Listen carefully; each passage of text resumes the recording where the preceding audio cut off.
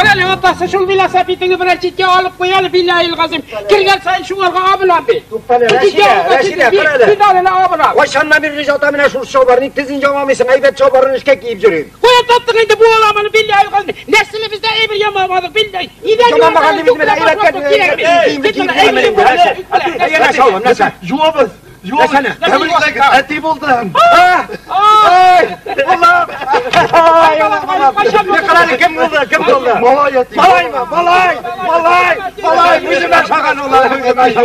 Malay değil oğlum! Malay değil! Onun için sen sonra bütün yürüttü galiba balanın. İsen sağ eti. İki kullu, iki ayaklı.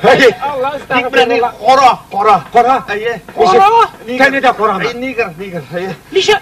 Eye. Subhanallah nişe bana Nişi konar bu dükkan ulan. Xotin ne deyir? Addımga barganda askeri pomoş aldından. Qora meclise kirip çıktı. Şuna kureş ve qora tuğan deyir. Allah. Atası biz Raddum'a barganda bizning yol aldından eşek uzıp gitmedi mi? Yolunu bilmedi mi?